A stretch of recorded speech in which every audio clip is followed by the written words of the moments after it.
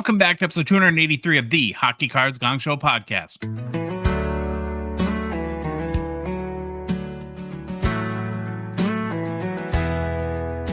Phil met her at a card show back in Calgary last year.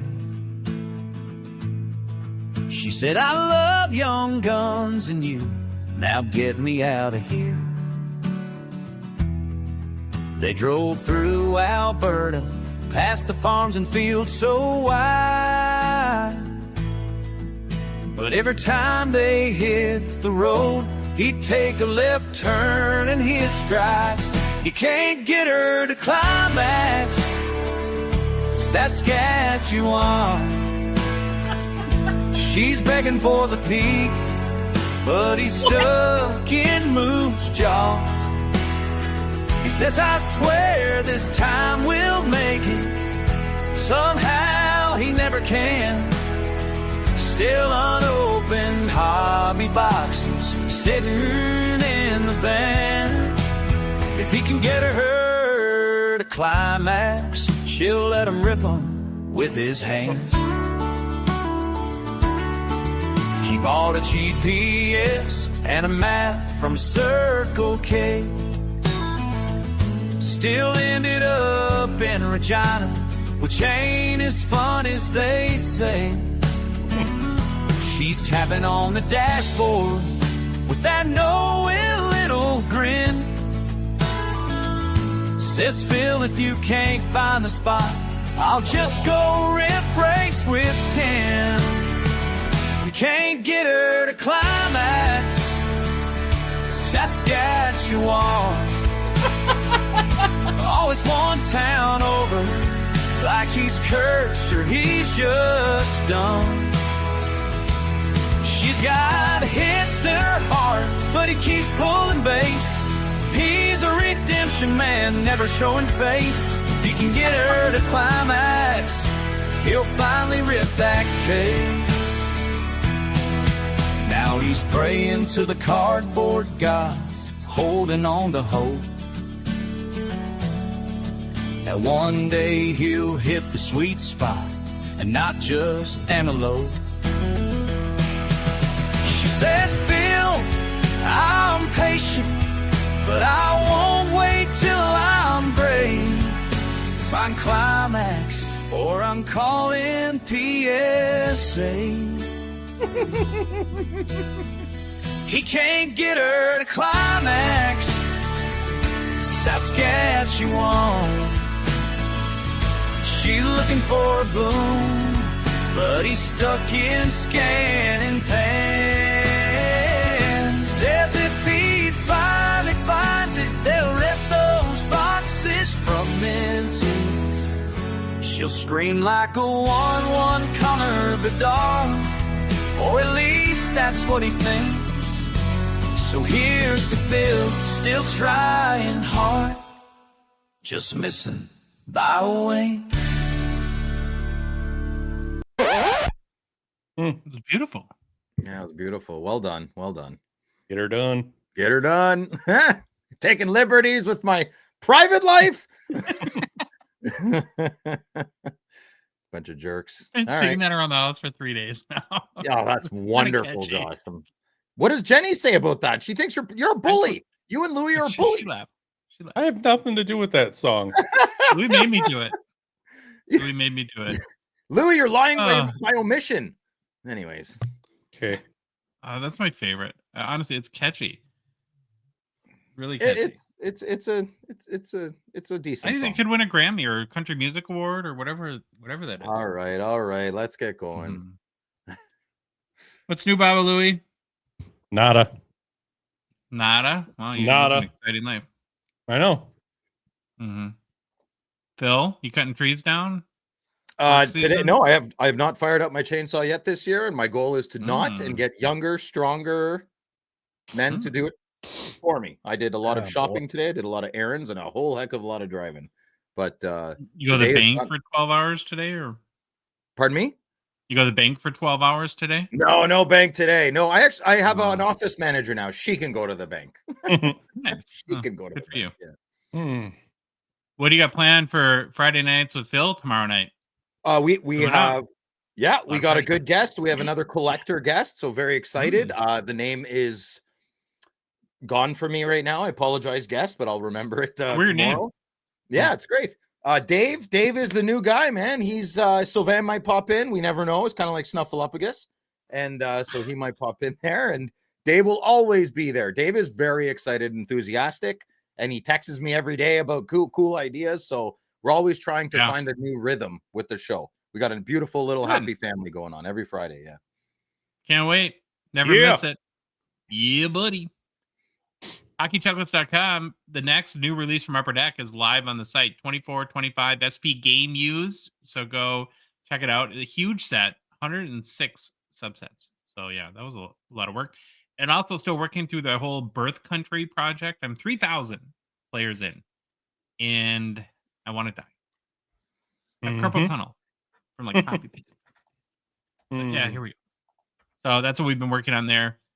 A couple quick mentions and we'll get going. There's no better way, Phil, to spend your Friday night watching Friday Nights with Phil on one screen and doing breaks with Grant and GP Sports Cards on the other screen. Sounds like a perfect evening to me. Which one do you leave the sound on? And well, funny enough, not you. Okay. You're doing the show. When you watch Josh, are you listening to Grant? That would be important for you, Phil. I think I'd go back and forth. I think what I would do is probably leave the sound on for Phil, but be active in the GP chat and try to make Grant think that like Phil's making fun of him or something, like sabotage Phil. That's fine. I make fun of Grant to his face. He's like, yeah, Phil probably said that. That's good. So listen, public service announcement. I just realized the Sens are oh no, it's not this Friday. So if the Sens are playing on a Friday, we're gonna have to do the game or the Friday nights with Phil right at the end of the game when the Sens win. And then that's all go right on. But this Friday doesn't matter. Next Friday doesn't matter. Just for the last 4 games of the season. Pardon me? Just for the last 4 games of the season, you're saying? No, that's already no. No, the last 4 games of the season are already done. We have 4. The Sens have 4 games left, right? Because you're implying the blue team's gonna sweep them. I'm not implying anything. It seems like you're more into that than me. But no, I don't think that'll happen. Sens in 6, baby. Okay. Yeah, so yes, it is a big deal for you, and we will make accommodations for any Senators interference. Yes. All right.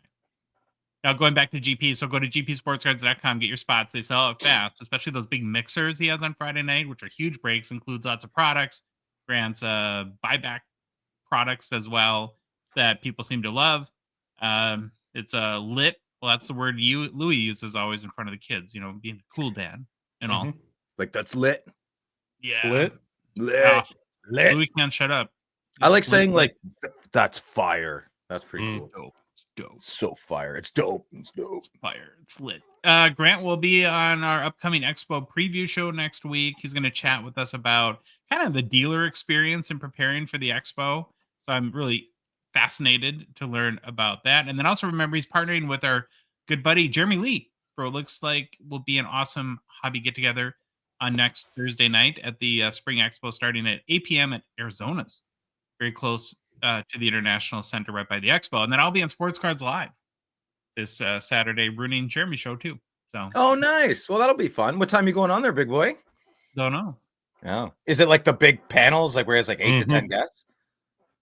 Yeah, it'll probably be like some like highfalutin hobby topic that I won't know anything about. And I'll just run on sentences and well, I'll be in the chat, big boy. I'll return the favor.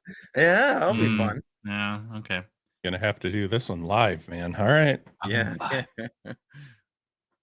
Then our last quick reminder is just a reminder that this show, the Hockey Cards Gongshow podcast, is a Patreon podcast. What it means is that we rely on the support of listeners and watchers like you to help us make the show work. Cover our expenses. Yes, there are expenses, believe it or not. For the show, produce more and what we hope to be better hockey card content than fun initiatives in a small way. You can support us for as little as $5 US a month. Can you even get a cup of coffee at Tim Hortons for that, Phil? Can't at Starbucks here. You can, but I don't think you get change back. Well, you don't get like the gold loony dollar things back? What? Gold? You don't have a dollar bill. You have coins, right? Yeah, we have numismatics. So we have a dollar coin and a That's $2 not a real coin. word. Yeah. Numismatics What is a real word. Yeah. No, it's Yes, it is. not. Okay. Yeah.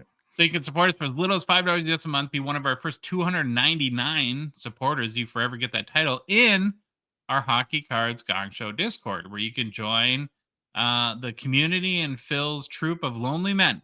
Yeah. United we stand, together we fall, boys. Let's go. Yeah. Get in now because our big scavenger hunt where you can win. I'm looking at it right now. A box of 2024-25 Black Diamond is on the line to whoever wins the scavenger hunt that's coming up through the NHL playoffs. We do other kind of fun stuff like fantasy hockey. We did a 5K challenge again this year, and it's just a great, but most importantly, you get to meet and develop friendships, and caring is sharing. Wait, Sharing is sharing. Sharing is caring. Sharing is caring. Yeah. Okay. So if you want to support us, just go to our website, hockeycardsgongshow.com, click on the Become a Patron link at the top of the page, or go to Patreon directly, patreon.com. Search for Hockey Cards Gong Show. There's a link in the show description, in YouTube, and the podcast apps, and then our Instagram, TikTok profile too. Bobo Lubai, Bobby Luby, Baba Louie. We have one new patron that we are going to give a very special. I want you to give the most heartfelt, sincere, might help if you cry. Yeah. Shout out to our new patron. B. Mitchell, thank you Oh. for being part of our out of 299 support level tier. How much attrition? It's a real tier. How much attrition do we have? Because I feel like it's been $2.99 forever. No. Yeah, it's okay. Well, we lose half our patrons every time you say something dumb. So yeah, that's all right. 3 times a day. They always come back. Don't worry. Wah, wah, wah. Oh, whoa, wait a minute. I think I have something for that. Hold on. No, it doesn't Never work get to use if it. you want everyone to wait. It doesn't work if you just have to not ask. Fast enough, Phil. Okay. Leave me alone. All right, Bobby Lee, what's game plan? The game plan for Thursday is get to know your Hall of Famers. Then we go into Hobby Deep Dive, and we're going to talk about a 40 goal scorers. Then it's some hobby news. Then we're going to jump into Upper Deck Flagships Hidden Gems. After that, it's some new product releases. Then it's Hobby Tiers T3. And then some personal pickups. Action-packed show. Yeah. Let's kick it off with Get to Know Your Hall of Famers. Yeah. We're going to learn more about the history of hockey and the hobby. How's that? Is that dramatic? That was good. Yeah, very radio-esque. Yeah. All right. Well, in our Get to Know Your Hall of Famer series, we are profiling every single Hockey Hall of Fame player, starting with the very firstest of class in 1945 and working our way to present day, which will never come because we're still like stuck in players that were born in the 1700s, and we've been doing this for months. So, but eventually we'll get there. For each player, we do a quick bio, cover why you should care about them, Phil. Then we take a brief look at their hobby markets. This week's Hockey Hall of Famer that we're going to learn more about is Tiny Thompson. Tiny Thompson. I got a little package. Yeah. Okay. Tiny Thompson. I don't know if I know that name. Do you guys know that name? No. Well, I do now because I did all the work to research. I meant before you. Come on. No, I didn't. All right. I love nicknames like this, right? So let's get to know him a little bit. Cecil Ralph Tiny Thompson lived from 1903 until 1981. He was born in Sandon, BC, British Columbia, Canada. Passed away in Calgary. Silver mine town, I think. I don't know. I don't know. You tell me. You're the Canadian. Maybe. I'm not sure. All right. I think so. Tiny was a hockey goalie, Baba Louie. Oh, a netminder. Thompson, yeah, an attendee. He originally played forward in his youth, but one day the team's goalie didn't show up. So he stepped in, and he was so impressive that he stuck with the position permanently, paving his way to the NHL. And in a Hall of Fame career that lasted from 1928 until 1941, he played for two very prestigious NHL teams, an NHL-only guy finally, the Boston Bruins and Detroit Red Wings. Tiny Thompson was a 4-time Vezina Trophy winner. Only Jacques Plante, Dominic Hasek, Bill Burnham, and Ken Dryden have more Vezina Trophy wins than Tiny Thompson.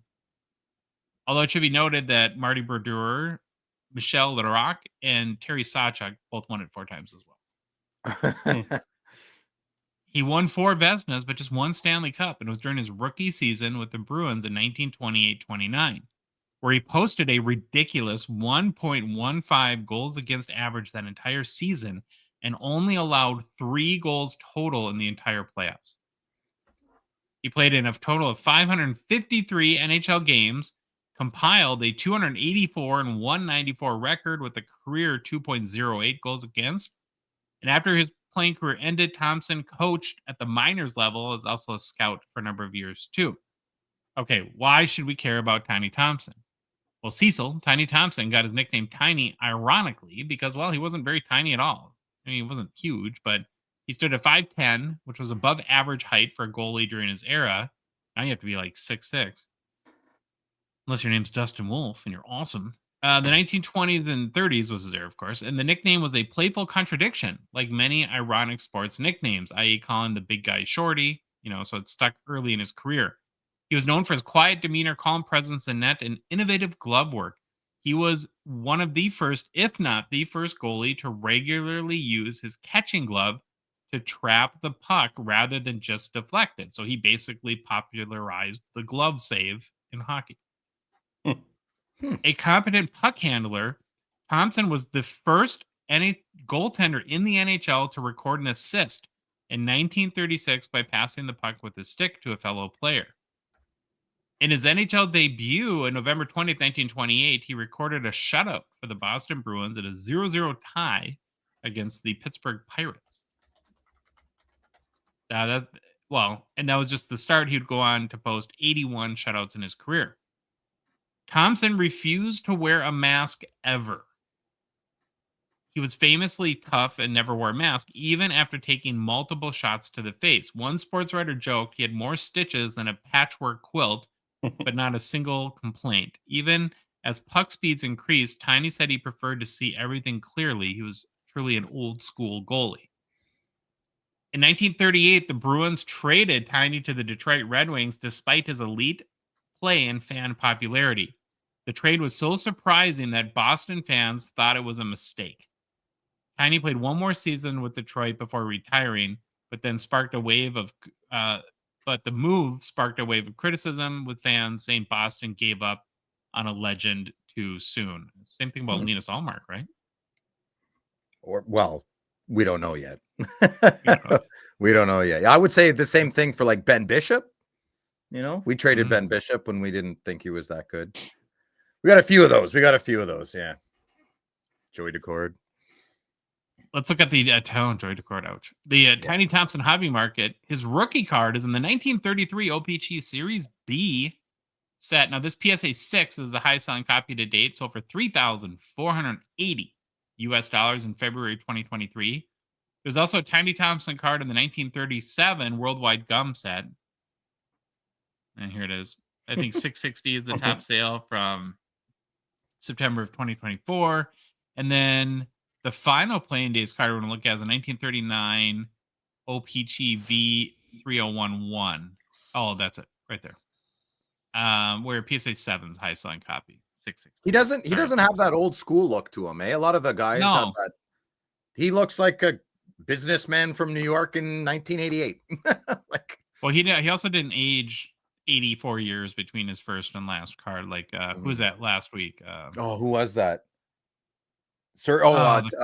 Jack Adams. Jack Adams, yeah. Yeah. All right, boys, that's your Hockey Hall of Famer, Tiny Thompson. What do we think? Good job, Josh. Good job. Yeah. Okay. Let's head into Hobby Deep Dive. So I wanted to switch it up, try something new this week, right, Phil? Yeah. And I thought, I voted. You did. Let's look at players who have scored 40 goals this season and pick 4 of them that we have not yet profiled in this segment and throw up a very quick hobby poll. Then leave it up to the good listener to choose which player we should profile. So which of the 24, 25 NHL 40 goal scorers should we learn more about? Sound good, Louis? You like the plan? Do it for you. Okay. Yep. Here are this week's options. Phil's favorite, William Nylander from his team. Then Tage Thompson, 40-goal scorer, Tage Thompson. Braden Point. Yeah. Kyle Connor, a couple under the radar. Yeah, Braden Point's your boy Cole's guy, right? Yeah, I'm liking him too. It's just no hobby love or anything. He's a delight to watch. PC guy. Some interesting choices there, I think. So you said you voted, Phil. You voted for Point, I assume? Yeah, I forgot Nylander's in it. Obviously, he probably won. Yeah. Which he should. He's their best player on their team. So, I got no shade for Nylander. It's not his fault. Yeah, you're obviously a fan. Louis, did you have a favorite or vote?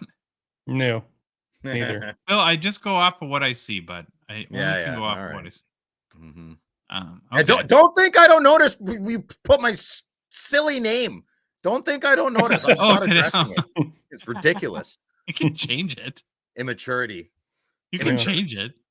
I tried. I can't figure it out. I've been trying. What do you think I've been doing the last 10 minutes? I've been quiet trying to change the name. I can't get it. Okay. People are gonna watch us and think that you've lost your mind or something like that. How hard is it? Just click on the name and a screen will pop up and change it. Let's go.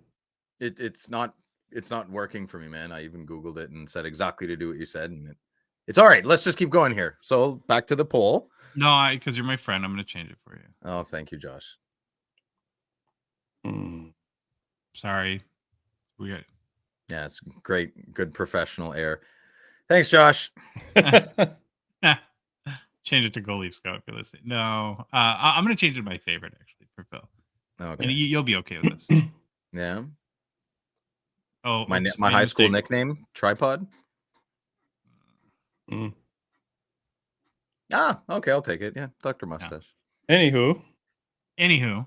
All right, let's take a look at the poll results here quick. So, probably not a giant surprise.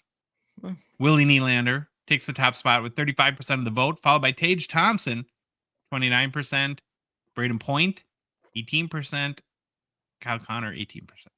Is that pretty much how you would have expected it to go? Yeah. I'm surprised at Thompson. I thought for sure Kyle Connor would be beat. I would have gone Nylander, Kyle Connor, and then Tage Thompson and Braden Point kind of at the end. I'm surprised at that one.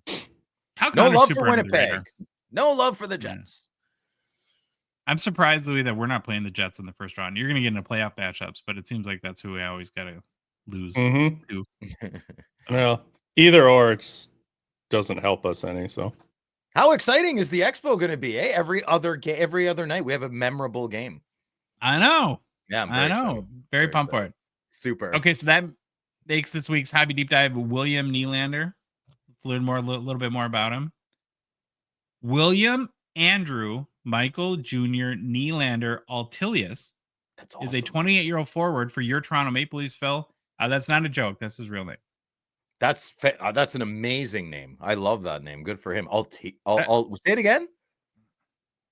William Andrew Michael Jr. Nylander Altilius. Altilius. Oh, that's amazing. It's almost like Archelius. It's fantastic. Oh, it reminds me of the what was the movie with Russell Crowe when he says it's like Gladiator? Gladiator. Yeah, what was the movie? One of the greatest movies of all time? Right. Yes, Gladiator. Yeah. What is it, like Maximus Aurelius or something like that? Or It's Maximus. Geronimo. No, Octavio. That's you should know what Geronimo is. Come on. Okay, I know. You should. Okay. Nylander was born in Calgary, but identifies as a Swede. The reason why he was born in Canada was at the time his father Michael was playing for the Flames. So Willie holds dual citizenship between Canada and Sweden. Nice. Nylander would spend his earliest years following his dad's career, living mostly in the U.S. before returning to Sweden at the age of 14. By 15, he was excelling in Sweden's J20 Elite Junior Level League. When he was 17, he made his debut in Hockey Allsvenskan, playing on the same team his dad was on. That's kind of cool. Oh, that's beautiful. I did not know that. That's awesome. Yeah. I'm going to go with the team abbreviation. They call it SSK. It would be, I would disrespect all of Sweden if I probably tried to say it. Yeah, I don't know. No meatballs and IKEA furniture for you if you try to say that. No. In the 2013-14 season, Nylander would be promoted to the SHL, which is Sweden's top professional league, where he catch on with Team Modo. Is there a mascot the Dodo? No, they can't have a mascot. Dodo. There's not enough room. You got to fit all the ads on there. When he played well enough to set himself up as a top prospect, coming into the 2014 NHL entry draft, where the scouting consensus on Nylander at the time was this. We'll look at pros and cons. This is kind of interesting. Like, they went a little harsh on the cons. Usually it's like, he may be too good at hockey, make anyone else feel bad. I don't know. But so on the pros, he has an elite offensive skill set, one of the most naturally gifted players in the draft, exceptional skating, is fast, agile, and smooth on his edges, high-end puck handling, can control the puck effortlessly at top speed. Of course, he had hockey IQ, he was dynamic and entertaining, could change the game with one shift, and versatile, played both center and wing leading into the draft. Sounds like a good report. On the cons or negative side, his defensive play was inconsistent, often lacked commitment in his own zone. He has had puck hog tendencies. At times, held on to the puck too long for forced plays. Perceived lack of physicality, was not overly strong or gritty on the puck. Had team play concerns. Some scouts question his willingness to play within a system. He needed like Brady to, get him in structure. Yeah, that's right. Well, Brady will teach him some structure very, very soon. Don't you worry. Boom or bust potential. At a high ceiling, but some uncertainty if he'd round out his game. So, I don't know. I felt like that was a little harsher than we've seen on the scouting report, don't you? Well, look who his dad is, man. He's got to be better than his dad to get out of that shadow. Fair enough. Well, Nylander would end up being taken 8th overall by Phil's Maple Leafs in that 2014 draft. Looked like a baby. Holy cow. Oh, yeah, that's crazy. Baby. Now, we'll go through quickly because this is always fun. The players taken ahead of Nylander. So now for each one, Louis and Phil, you guys got to tell me, would you take this player still over Nylander today? Okay. Pretty obvious choices, but so the first one, number 1 selection that year is Aaron Ekblad. Who would you rather have, Ekblad or Nylander? Well, I don't know. Ekblad's a big steroid user, so. Oh, jeez. Wayne Gretzky on steroids? Yeah, I don't know. I would not take Ekblad over Nylander. No. Nope. Louis, you agree? Nope. Agree. Okay. I'm pretty sure. I think I know only one player I'd probably for sure take. But keep going. Sam Reinhart? Nope. No. Good, but and then Leon Draisaitl. I think we could all that's agree. the one. Yes. Yeah. We would smash that like button a million times.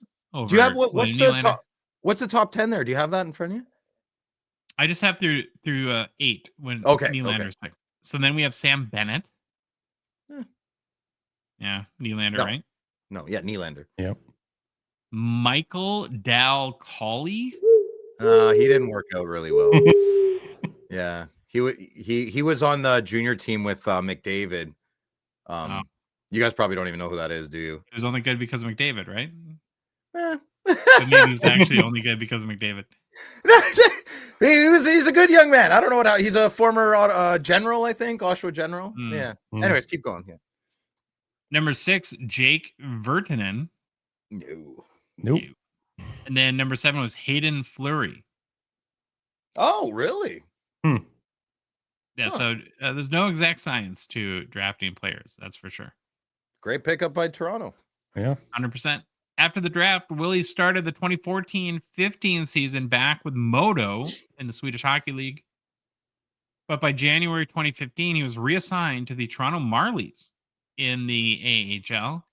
Ended up playing 37 games with the Marlies that year. Did pretty good. Had 14 goals, 18 assists for 32 points in those 37 games.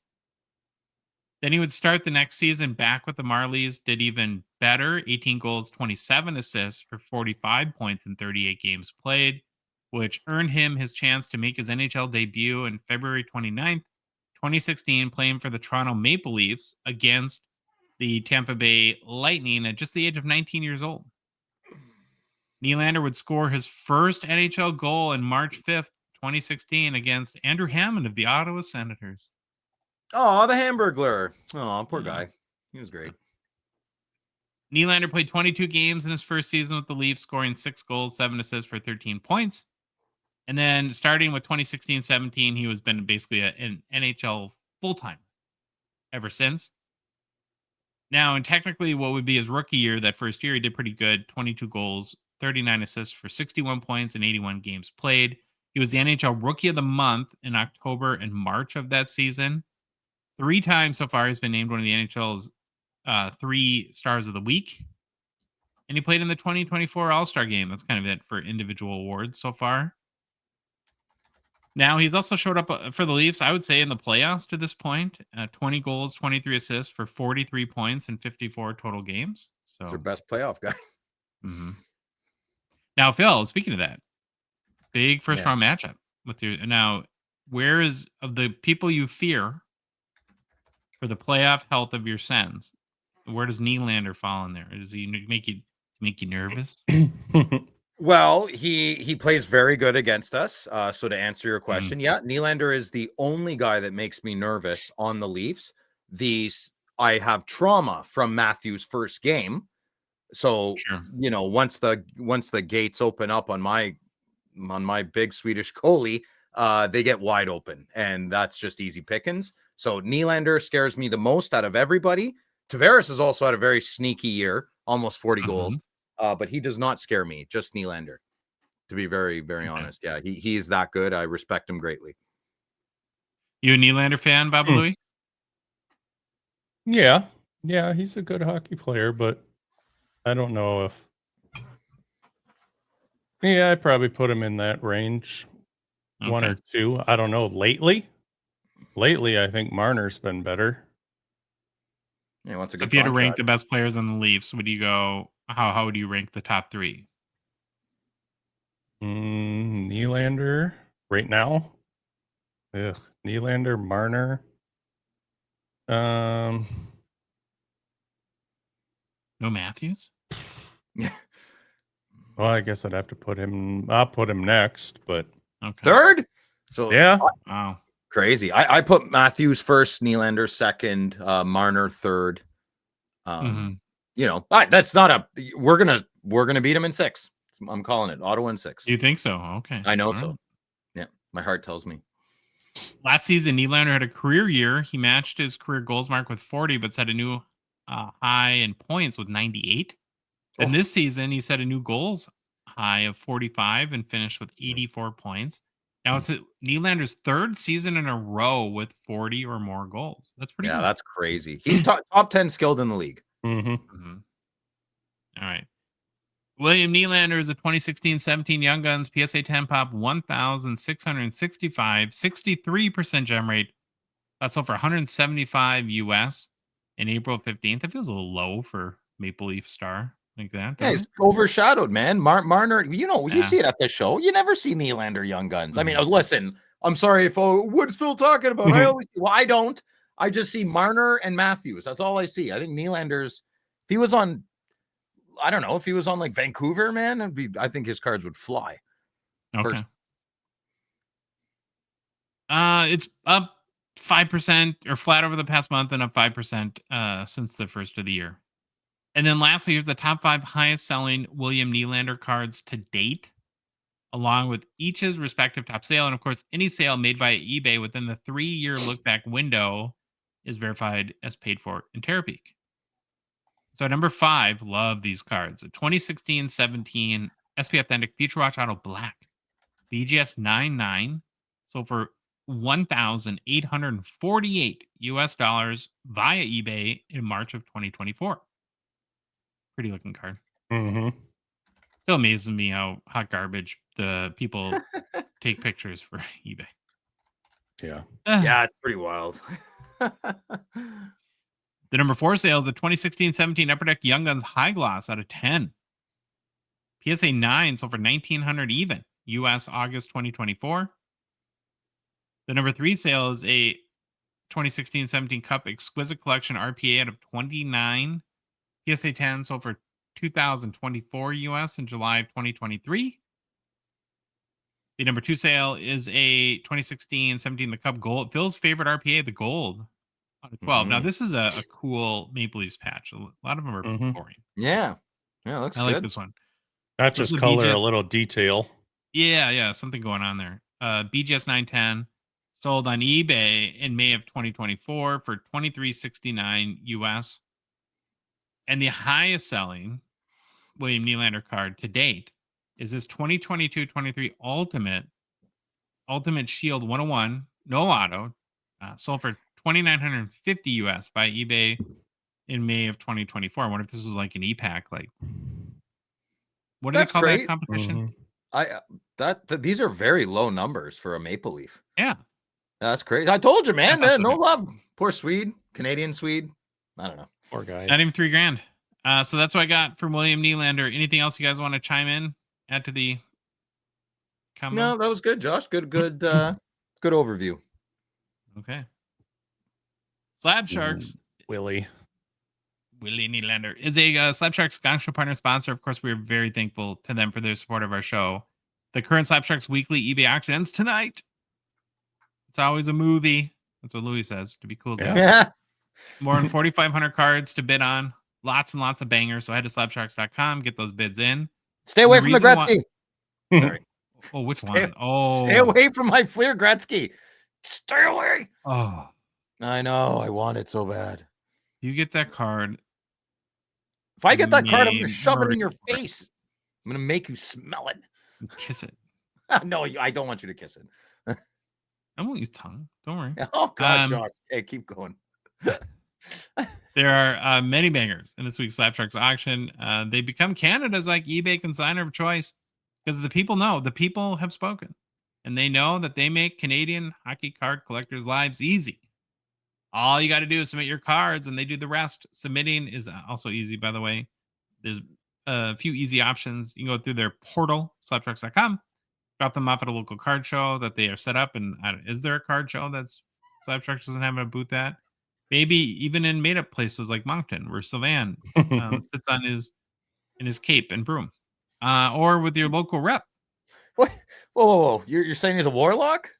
Sylvain's a warlock? I don't know what he is. I don't know what. Well, it's a male witch, I believe. Trying to figure it out.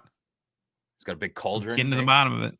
Throwing in all his PSA 8s, casting spells. I can turn a PSA 8 into an 8.5. And a crow's foot. So then Slab Sharks lists your cards one of the biggest and most popular weekly eBay auctions there is in the whole hockey hobby. So for complete consignment info, including payout rates, and to get the process started today, check out slabsharks.com or process, whatever you prefer. If you're British. Happy news. Happy news.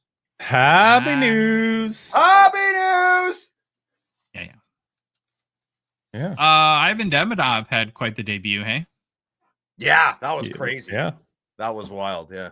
Well, I mean, wasn't that crazy? He scored a goal, okay, on his first shot. I mean, I'm rooting for the kid, obviously, but have you guys seen the clip though, like where he loafed it on a back check on a goal that was scored, and they're like literally playoff lives are on the line, and he couldn't bother to skate hard. It's the Euro way, bro. they'll that part wasn't great. Yeah, it's his first game. He's a kid. He's a little kid, you know. He'll be okay. Now, he had Brady T. What do you think Brady T would do in that when he got back to the bench? In that situation? Or would he wait into the locker room? Yeah, probably wait till he gets to the locker room and have a little chit chat, as they say. But saying that, I understand the playoffs, and man, I know I'm so excited to not watch the game that was on yesterday soon. You got to go easy on. Listen, you put him on the ice, you have to face those consequences of what a young Russian is going to do. So you can't yell at. You can address it sternly. You can't yell at the kid though. You can't even show a frowned forehead, I would believe. Just an educational moment. And if they want to put him in on a game that means that much, well, that's what you get. Fair enough. I think how they didn't put him in the shootout, that's a different story. That's crazy to me. Yeah, that's where he'd probably excel. Well, he did score in his very first NHL shot. More players than you think have done that in the history of the league. So I did a little bit of research and pulled up the notables. Mario Lemieux did it. So that obviously makes Demidov as good as Super Mario. He'll be better. Yeah. Oh, the Quebec media is the best. You got bless their heart. you want to, if you're depressed, you want to laugh a bit, just watch Quebec media when something good happens in Hablin. It's the best. Ivan the Demigod. Yeah. Okay. All of it. Yeah. Johnny Hockey scored in it. Rest in peace, Johnny Hockey, in his very first shot. That's good. Alexander McGillney. Of course. Of course he did. Yeah, he's crazy. Jake Gensel scored in his first shot. That's good. Baby Bobby Orr, Cale Makar scored in his very first shot. Of course, he's another alien. He's a Canadian alien. Macklin Celebrini. Ever heard of him, Phil? Macklin Celebrini? Really? He scored in his first game? Weird. Yeah, Frank Nazar, too. Scored in his, or Nazar, whatever. Yeah. Jared McCann. He did, too. Mentioning McCann before Matthews? Weird. Well, we already said Matthews, I guess, earlier. 4 goals. Did he score in his first shot, though? Oh, on his first shot, I don't know. Yeah. I don't Thanks for paying attention. Didn't Joe Malone have 5? Didn't we just do a deep dive on Joe Malone? Is that correct? Didn't he get like 4 or 5? Yeah, but we're talking about people that scored a goal in their first shot. Not how many I'm goals just it's in the same vicinity of okay. conversation. All right. All right. I think Dan Marino had a couple touchdowns his first game. So yeah, does that fit? He's a stud. Wait, what? Get out of here. Keep going. Yeah. So depending on how they do in the maybe playoffs, and they got 1 game, 2 game left. We're recording. They're playing tonight. That's what Phil was alluding to. Yes, I've alluded. With Wall. Yeah. We could have a nutty situation coming into Series 1. That would be a lot of fun. I like when there's a lot of hype. Makes it fun. A lot of talent in Montreal right now, too. Very exciting names for fans and our beloved hobby. You got Cole Caulfield. We have Shimmy Shakes. Now Ivan the Demigod. Yeah. Nick Suzuki is still learning French. So pretty exciting times to be a Habs fan. Yeah. Big Potato Anderson. Yeah. Do you like their goalie, Montembeau? He seems like he's okay. I'm not sold on him yet. Oh, really? I'm not sold on him yet. Everyone, I mean, yeah. Yeah, I'm just not sold on him yet. I'm not. All right. Yeah. Got a couple quick hitters want to get through. We didn't mention this. Well, I don't think it happened yet. So on Friday, the Hobey Baker Award was announced. Oh. Michigan State's Isaac Howard. Look at that mustache, Phil. That's a great jersey. That's a nice jersey, Michigan State. Oh, yeah, Michigan State. Isaac Howard won the Hobey Baker Award this year as the top college hockey player in the United States for the 24-25 NCAA season. Howard finished with 26 goals, 26 assists for 52 points in 37 games for the Spartans. He also led the Spartans to the #1 overall seed in the NCAA tournament, but they were defeated in the regional semis by Cornell. Now, the other finalists that Howard beat out were Ryan Leonard and our guy Zeev Bium for the prestigious award. Isaac was drafted 31st overall by the Lightning in 2022. I don't know if you guys have caught wind of this, though. There's some ickiness going on, though. He's refusing to sign his entry-level contract with the Lightning and is going to return to Michigan State next year. Wow. All right. Sounds like that they're not seeing eye to eye, and so it's likely he'll be traded as a result. Is Michigan State? Are they called the Spartans? Yes, sir. Yeah. Oh, because the USC is the Trojans, right? Yeah. Correct. Okay. Well, they look similar, but they're very different, right? You guys know the difference, maybe? Maybe you don't. I don't know. Spartan and Trojan. Same, different. No, very different, Louis. No, I don't know. I want to hear this. What are the differences? Spartans are from Sparta, which was a Greek city-state, and we all know the movie 300, so it's very militaristic society, I guess you would say. And Trojans come from, I guess you would say, modern-day Turkey? Yeah, and they're from the Trojan War in, like, Greek mythology, and they look similar, but they're very different. Yeah, there you go. Yeah, and then you have hoplites. It gets confusing. We'll just leave it at that. Yeah. Okay. More you know. Yeah. There you More you know. Yeah. And then our guy Jimmy Snuggerud Our boy Louis. I Our know. Golden Gopher. Hurts though. I know that team. Ugh. Row the boat, go Gophers, Sky Umato, Sky. I don't know. I don't get any of your American like. So the Gophers are the Minnesota's university team, right? That's our Yes. college team. Yeah, Okay. legendary. One of many. And you went to Minnesota University. That's why you love it so much. Yeah, it's my school. It's my alma And that's mater, as why- they call it. That's why Wisconsin University is a place for dirty people. Yeah. Okay. Okay. Is Michigan State okay? No. Oh, Jesus. All right. Well, you of all people What? have no right to laugh at mock anyone that doesn't like a team based on a rivalry. No, I think it's cute and adorable. That's fine. Listen, I'm very aware I'm subjectively irrational as well as you and Louis. Yeah. Wow. Okay, so our boy, former Golden Gopher Jimmy Snuggerud, making some early waves in St. Louis. He's played 7 games since signing after the Gophers season. Already has a goal and 3 assists for 4 points. Not too bad. All in the midst of very important games for the Blues. I think his first goal helped them clinch their playoff spot. So be another Series 1 Young Guns too. He was awesome at the university. Yes. Very exciting player to watch. Wish he'd have stayed. Mm-hmm. Wish he was on a different team with the Christmas colors jersey. Would help. Would love that. So, would help. Do you feel you can? No. Oh, if we want to sing, we can. In Saskatchewan. No, Another Brick on the Wall is a much better album to play. Thank you. I went and saw with my brother a few years ago. Pink Floyd? No. Yeah, well, I mean, Pink Floyd. Roger Waters? It was Roger Waters doing The Wall, and it was amazing. That would be amazing. Hey, Loved Joshy, leave my team alone. Wow. Wow. For a second there, I kind of blacked out. I thought I was talking to Roger Waters. Yeah, have you seen the movie? Have you seen like the? Of course. Yeah, it's all trippy and weird. Yeah, it's awesome. So good. I like weird stuff. Yeah. Mm-hmm. What's your favorite song on that album? I'm probably a Homer it and Another Brick in the Wall. It's just a classic. My dad played it a lot when I was a kid, so it means a lot to me. But it's not my favorite album. You know, Pink Floyd Animals is my favorite album. I like Goodbye Blue Sky. Oh yeah, I like them all, man. Just play and away you go. Yeah. Mm-hmm. You a Pink Floyd guy, Louis?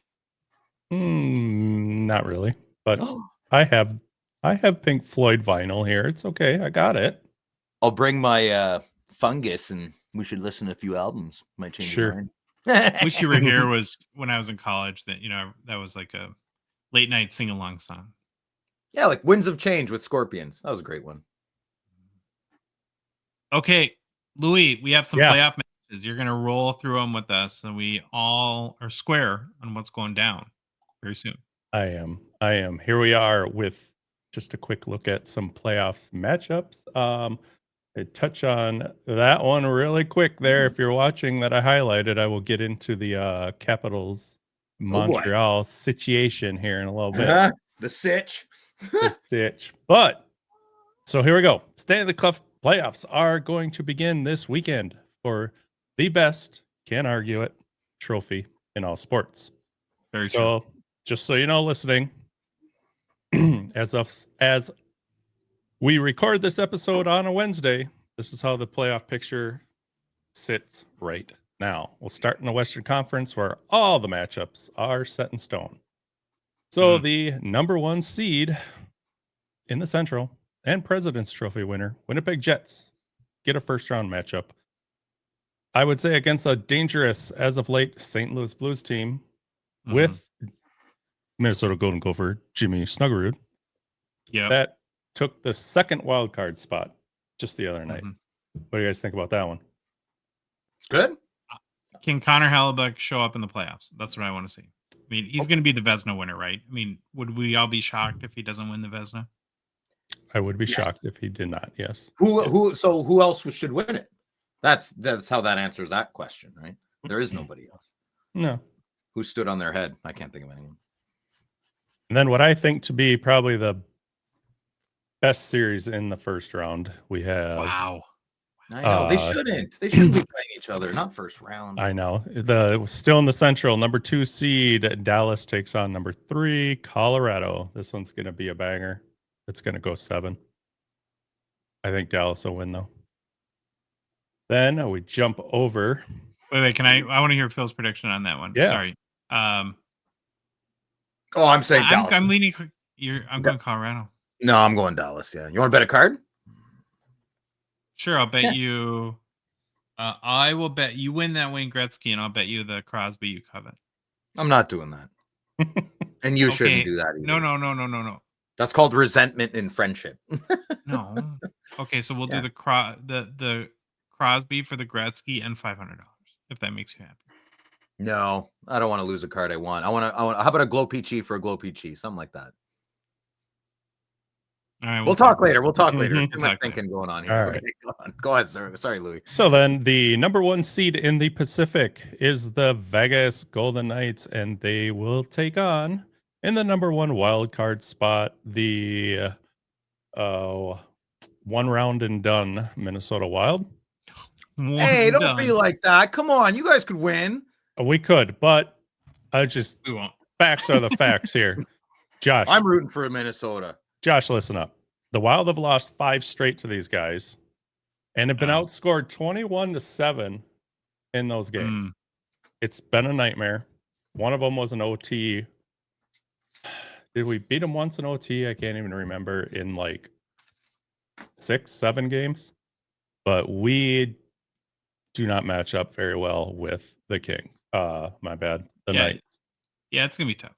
Did you guys see the social media clip going around when kind of long time Wild captain Jared Spurgeon, when a reporter told him that there's a second round in the playoffs? Did you see the shock in his face? Oh no. No, I've never seen that. Oh yeah.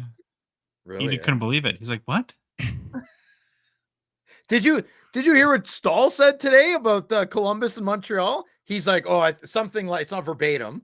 It's a loose quote, but he said it. Oh, we'd much rather play Montreal than Columbus. And he was quoted. Wow. Don't let the Canadiens hear you say that, man. They'll beat you now. You They're gonna we're just you want to wait till I get there and then you can say that one? Oh, okay, sorry. No, our stance on the Wild, they're our team. We love them, but they need to get to the second round, and then I'm all in. Yeah, playoffs don't start till the second round for us here in Minnesota. Sorry. Fair enough, yeah. Did you see, though, Phil, last night? So Tuesday night it would have been. How awesome it was for Marc-Andre Fleury. Worked out perfectly. Yeah. Yeah, that's it. So the Wild needed to at least force overtime with the Ducks in order to clinch a playoff spot. And they had kind of told Fleury that they're going to ride the Gus bus from here on out. Well, we're down 1-0 to the Ducks with 20 seconds left in the game on overtime. No, 2-1. 2-1. Oh no, yeah. Okay, so it was. I'm getting my wires crossed. So it was 2-1, and then there's 20 seconds left in the game. Eriksson Ek ties it, so the Wild clinch a playoff spot, but then of course force overtime. And the Wild do an incredibly classy thing. They pull Gus Bus and put Flower in for the overtime. He makes a ridiculous save in overtime, like a very acrobatic Flower-esque save. Yeah. And he had a pretty salty taste in his mouth because I think on his last start he let in 7 goals or something like that. And, ouch. So let him get a little redemption. Yeah. Or how he ends his career in the regular season at least. That's and then awesome. they went on to win in overtime. And so it's just I was so happy for Flower to get that sort of send off. Yeah, it was fantastic. Saw the highlights. Was very, very nice to watch.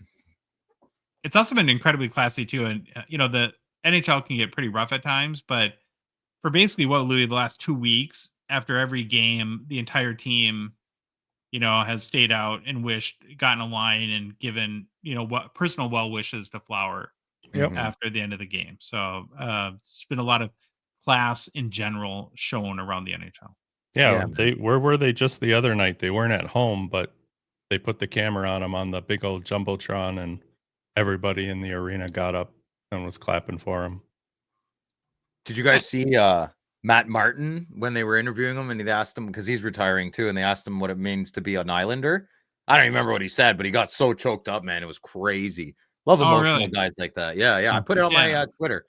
I put it on my Twitter if you want to take a look. It's very good. Well, when you've played hockey since you're 6 years old and never done anything else, I mean, it's a lot to process. Ending your career. Milestone ending and a new milestone beginning, a new chapter of life, right? 100%. Doesn't matter how much money you have in the bank or who you are, right? It's a little scary, right? Waking up and being a different person a little bit. Yeah. Then, lastly but not leastly, California Daves, Pacific number 2 seed, LA Kings, get to play yet again the Edmonton Oilers in the first round. How healthy is that Edmonton team? Not very. It's like limping into the play, literally and figuratively, right? Limping into the playoffs. So that's a shame too, because I would love to see them have another shot. But even if they are healthy, I still don't think that at some point you got to give Connor McDavid a goalie, right? I don't know if his loyalty to Edmonton is going to be his fault, his career Achilles heel. I'm all about loyalty forever and always. But if they don't get him a goalie, if they don't get him, I would trade Draisaitl and get 4. I don't know. Obviously, I'm not a GM in the NHL, but that might have to happen, right? We had to trade Josh Norris. We had to make something happen. And look, we haven't turned back. Sorry, Josh, but not you, the other Josh. Well, what did you guys give up for Allmark? Like a bag of donuts or what? No, it was peanuts. I completely forget. I don't even know. Remember too, they had, and they lost. They had Dylan Holloway. They had. I mean, wouldn't you think that for Allmark that would have been a trade that the Oilers maybe would have talked to Boston about? We got rid of Korpisalo. Korpisalo in a first round. It was a first round. Okay, yeah. So the Corpy thing is insane. We didn't even expect them to take him. That was a blessing. I don't know how Steve Stais did that, but I guess it was the first round. Yeah, we didn't lose anyone off the roster. Well, we did him. Yeah, not much. I don't know. I mean, a first round's I think if I was a Boston fan, I would have rather had Stewie Skins and Dylan Holloway than, I mean, a first rounder it sounds great, but we just went through with Nylander, right? It's like there's a 60% chance you're not even going to remember the name. A first round's a big deal. That's a huge deal. I know, but what I'm saying is that 2/3 of the time it's a whiff. But when it's not, when it's not, it works out and you count on you. But getting a first pick is amazing because you can rely on the culture of your organization to go find the right player in that draft to blend your culture. And you have that opportunity to get them young, fresh, groom them. Okay, I hate how that word sounds bad now. You know what I mean? Like guide them, guide them into playing the type of hockey that you want them to play in your system. Ottawa used to be really good for that. Pierre Dorian was one of the best scouts in the entire league. Too bad he's a bit of a goat licker, but anyways. Okay. It's too bad that first round pick not going to help Boston out either anyways. So no. And we've lost a lot of picks. Yeah. So who do we got here? I'm taking the Kings, man, and I don't want to, but I'm going Kings all day, every day. McDavid playing yet or not? I think they're all coming back, but they're going to come back to the playoffs. What shape they're in, that's a different story. Is it going to be on one leg or one arm or whatever? I don't know, man. But like I said, I don't know much about the West, but I mean, Kopitar can't ever go against him. Kempe, Adrian Kempe is sneaky good. Yeah, Laferriere is still on that team, obviously, right? I've lost track. I'm just gonna pick the Kings for the sake of Edmonton's time's run out. You should have been there and won it and done by now. Guess what? Didn't happen. Yeah, I got to stick with our boy California Dave. I'm gonna go with the Kings too. Who's is Kemper is their main one, eh? Their main Tendy. Yeah. Yeah. Not great. But, okay. All right, going over to the east side. So there's still some movement. Just so you know, not here though. No, not here. We'll start off here with Ottawa and the Toronto Maple Leafs. Book it. Ottawa in 6, but the odds are saying in 5 for Atlantic, number 1 seed Toronto faces Ottawa, who took the number 1 wildcard spot. Hey, Phil. Yes. Your Senators are 4-0 this season against the Leafs, outscoring them 2-1. How you feeling? None of that matters. It's a different game in the playoffs, and Toronto's ripe for the picking. Ripe for the picking. Yeah. Are you a sports bettor? Or are you going to put money on this or what? I don't bet on my teams. No, I had one bad incident when I was a young man, and I learned my lesson, and I will never bet on my team again. And it wasn't Ottawa; it was the New York Jets. Yeah. It stresses me out. You laughing at me, Louis? I think some people, and I get it. Like, if you bet a little bit on a game, it makes it more interesting and engaging. I get anxiety. No, I love gambling. If that's the main question, like, Phil, do you like gambling on sports? Yes, I love it. Yeah, I love it. Yeah. Is it legal in Canada? It sure is. Yeah, overnight in the snap of a finger. When I was in high school, they used to have assemblies telling us how dangerous it was to bet on sports and all that. And then overnight, snap of a finger, it's okay. Wow. It's amazing. I love it. I love the world sometimes. All right. We used to bet with just a local. Well, Louis, do you think the Sens can do it? They can. I want them be honest, to. boys. Be honest. I don't know. What I really don't. Is your lack of experience. If the top 2 lines of Toronto actually come to play and play like they can, no, it's not going to happen. But my heart wants the Senators because I kind of like Phil, and I like I don't know. I like seeing the big dogs, the more popular ones, kind of go down. Toronto Maple there's a lot of change this year. But here's the thing. If Ottawa beats them and then they get rolled in the second round or something, though, then I'm going to be pissed. I hate when that happens. Like, somebody you don't think should have won wins, and then the next round they just get steamrolled. I just hate that. Yeah. So the blue team has only won. So Ottawa hasn't been in the playoffs for 7 years. And in those 7 years, Toronto's made them every year. They've only won 1 round. Yeah. Okay. So when Las Vegas is saying Leafs in 5 against my Sens, I would say a smart bet would be not to bet that big time. Yeah. I wouldn't. Like in game 1, Matthew Knies is a hat trick and you lose. Are you going to stay in bed that doesn't matter. No, they have to win 3 more games. No, listen, man, Matthew Knies scores a hat trick, has a really good year, and he's like literally Jesus Christ the Savior. That's fine. You keep praying to your Matthew Knies. Go nuts, guys. Let's see Sunday what happens. Okay. Yeah. And I think the series will be decided by our goalie, Mr. Allmark. If he lets in some real stinkers, man, real stinkers. So if he's on, we got it. We got the series. I want to say you can win it this time because of goaltending. Yeah, we're our 3rd and 4th lines are gonna eat Toronto's for breakfast. That's what's our 3rd line is gonna. We are well built for this. Has either Tkachuk brother played since the 4 Nations, or do they just do Tonight Show? Yes, of course he's played. Yeah, they're taking a break. You just don't worry. Good things are happening. Good thing. This is good for the game of hockey. You want the Tkachuk brothers in the playoffs. You want this. We want the Battle of Ontario. Oh, Matthew will be instantly hurt and limping around. That's like his, and he'll do well. Yeah. Well, then we get the Battle of Florida, where the quiet, very not talked about, Tampa Bay Lightning, the number 2 seed, take on the number 3 Florida Panthers. This one's going to be a spicy one. Yeah. Yeah. Yeah. In retrospect, I don't know who to pick. I'm going to go Lightning. I think in retrospect, the whole Gensel for Stamkos thing has worked out very well for Tampa Bay. I 100% agree. I will take Tampa in this one also.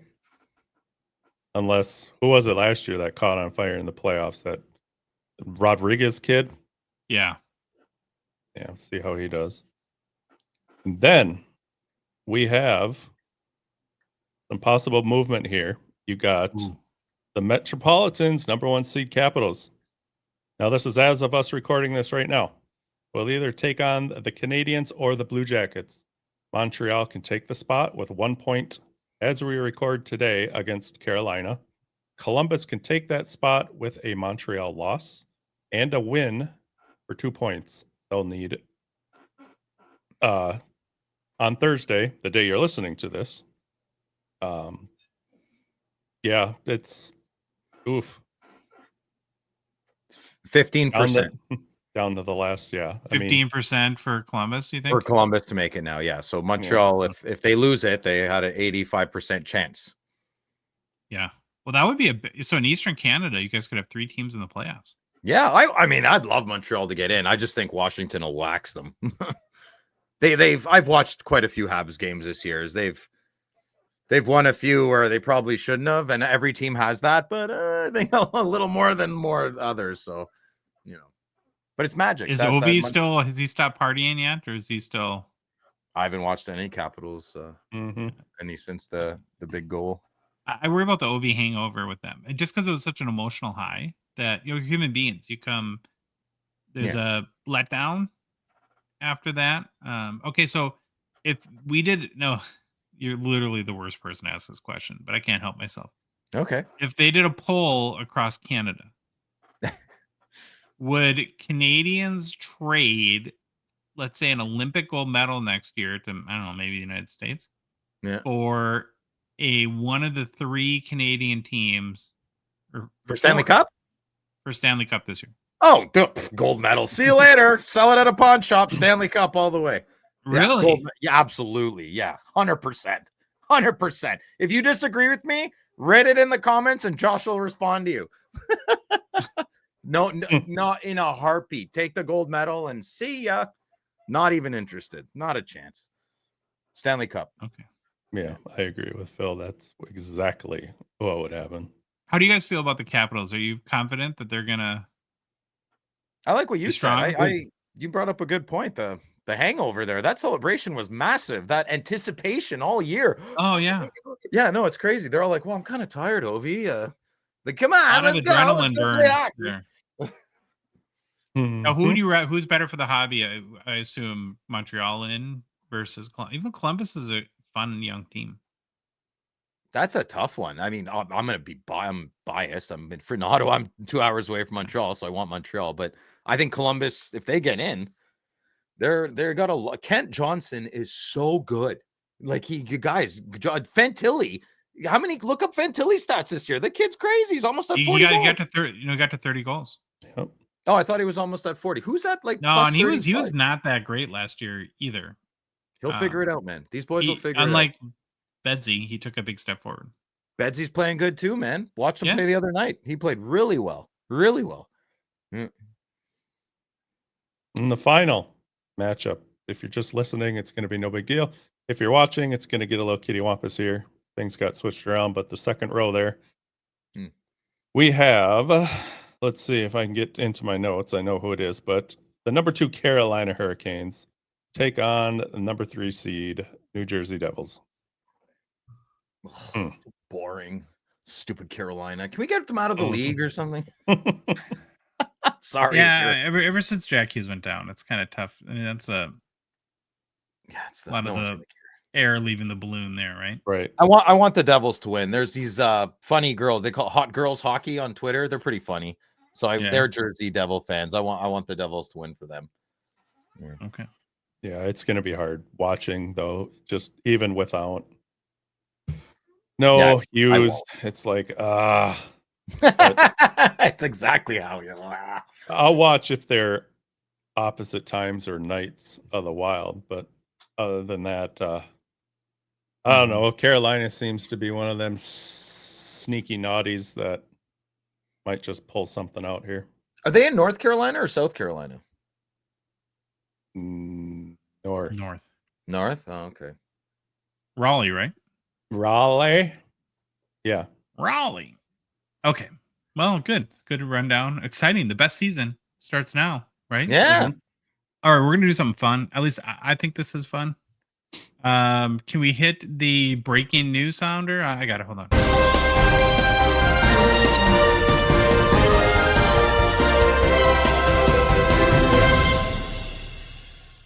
Breaking news on the Hockey Cards Gongshow podcast. Shockingly, we built a checklist site. We've never mentioned that before. We're gonna lose subscribers, man. The only thing we've mentioned less is Phil hit a Connor Bedard rookie out a clear cut. Now we've completely lost everyone. Yeah, it's done. It's over. It's hard to argue. Yeah, we barely talked about it around here, but we did build the checklist site. Hockeychecklist.com. Check it out. It's at least 11.6% better than Beckett now. It was the official tally I saw. We're getting better. It's getting better. It's getting better. Yeah, buddy. So, launching the site, we've been adding new checklists and then backfilling with old ones. And our goal eventually, of course, is to have every checklist from every set ever made on the site, or I will die trying, which could very well happen. So place your bets starting right now. I've been working on a lot of flagship, older, working through like 2020s and working backwards lately. And I mentioned this to you guys, but I found, I guess, a lot of like what I would call hidden gems in some of these releases. Because when you have to like get into the nitty gritty of each set to do the checklist, like go through set by set, subset by subset. And it's such a fantastic education on the hobby doing that. I guess that's a side benefit for me. And so I thought I would share with the good listener today some of these hidden gems that at least were hidden to me. And, maybe somebody will find some interesting cards that they want to pursue as a result.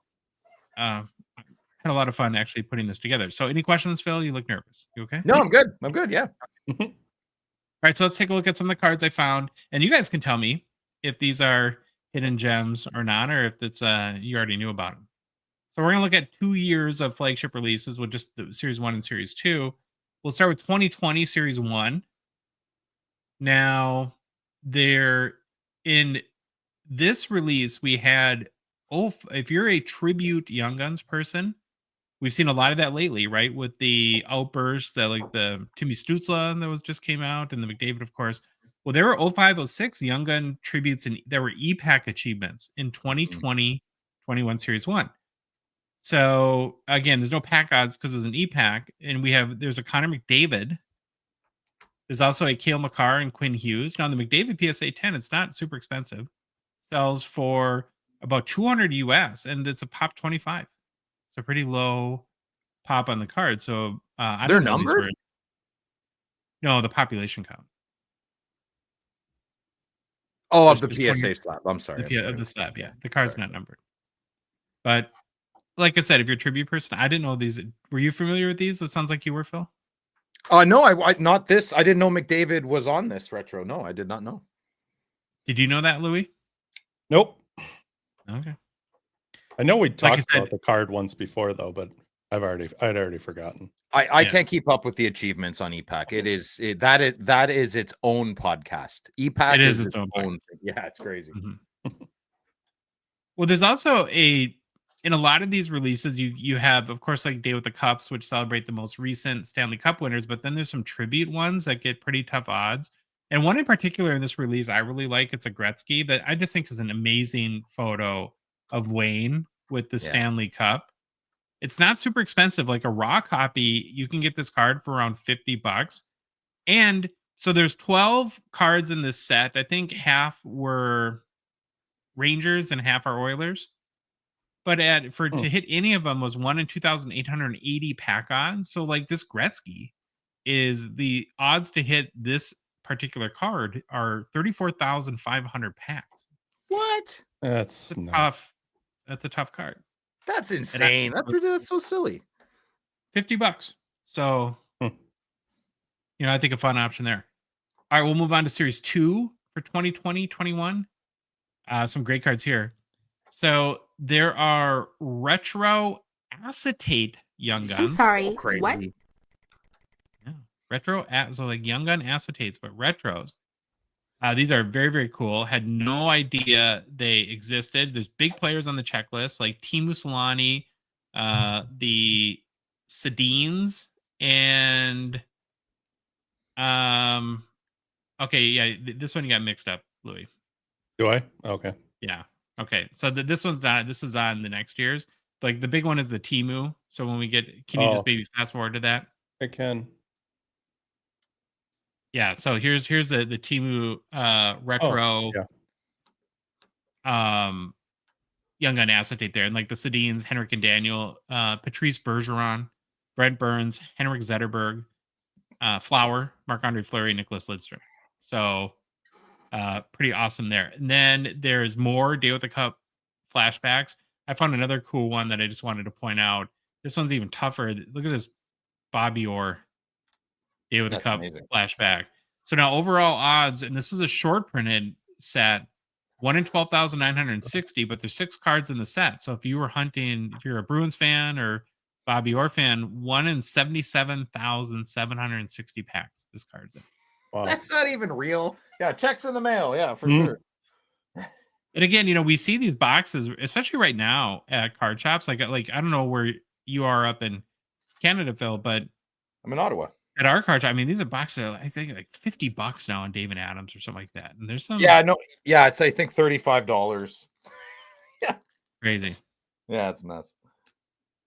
Okay, and then we're gonna move on to the next year, 2021-22 Series 2. This one like shocked me, and I've already showed you this one, Phil, like a week ago. But there's Star Acetate or Star Rookie Acetates. Yeah. Now that's right there. There we go. There we go. My fingers are not working today. There's 2 of them, and Peter Forsberg and Saku Koivu. It's an unannounced Easter egg, so no pack odds. It's wild that they would. I want to ask Billy sometime, like, why you would go ahead and make a card like this for only 2 players. Like, how is that? I wonder if they made it for another product and it was like a leftover. Because you think like to set up the press and do all that stuff, that's a lot of money to just do 2 cards, don't you? Pretend I'm Billy and ask me that question. Billy, cheerio. Yeah.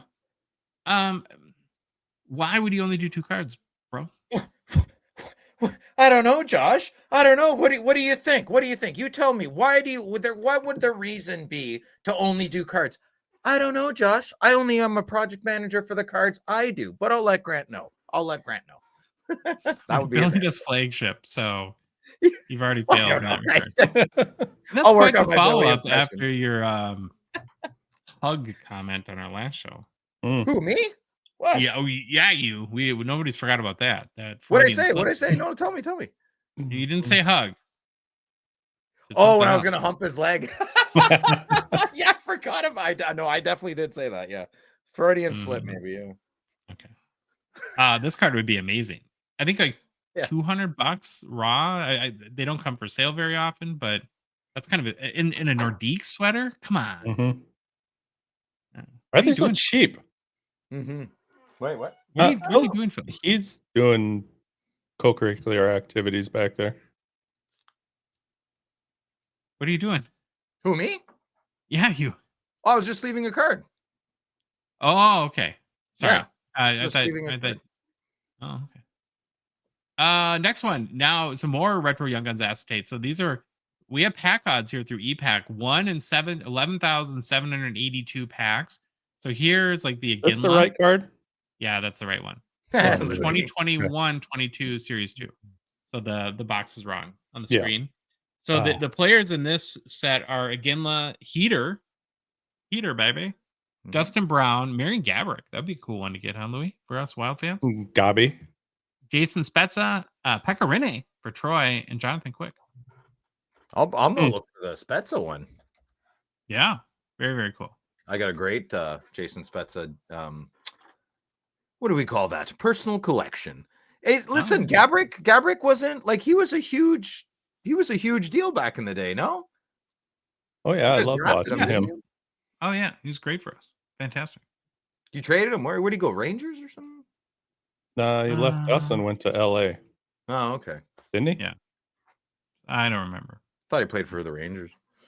And then we got to talk about rookie breakouts too. So these are no longer appearing in Flagship, but were pretty consistent, all the way back from 2013, 2014, something like that, through 2021. They're all out of 100. And what I don't think a lot of people know about these is they're built just like Young Guns acetate. So they're They card. real deep rainbow foiling. They're like sandwiched on a PETG background. Yeah, they grade well too. It's so similar to Young Guns Acetate in that you don't. In Louis, I want it because you just got one of these. I want to get your opinion on this too. You don't get it until you see it. Oh yeah, right. Yep, you were It's not completely clear right. It's not a clear cut card. It's clear cuts like Diet Cola compared to this. Yeah. Mm-hmm. Yeah, So there's 2 years of really cheap boxes, and there's more. I mean, we could have gone on, but I don't know. You guys like this? Should we keep as I go Yeah, I and love find it. these cards and these sets? I do think it's important to reiterate the odds are difficult. So you could spend $1,000 on these cheap boxes and not get one of the cards we've talked about. But a lot of these cards are very cheap on secondary market. Yes, too, so singles market. Singles market is what you want to look for. Yeah. Mm-hmm. So of the cards I showed, like, which is your favorite? Like, is there any that you would consider? Rookie Breakout. Yeah, I love it. I love the Acetate too, but I'm a big fan of the Rook because it's in Flagship and it's so different and it's just a beautiful card, man. I've never hit one in it. I've never hit a Rookie Breakout, but I buy all the Brady's I can. Stop making them. Yeah, I was sad. I was super sad. Yeah. How many Kachucks do you have? 3. Okay. Wow. Yeah. That's a low for you. Yeah. Yeah. Well, I have a PSA 10. So that'll be bringing to the expo, looking to trade or sell. And keeping the raws. I'd like a Kaprizov. We'll see.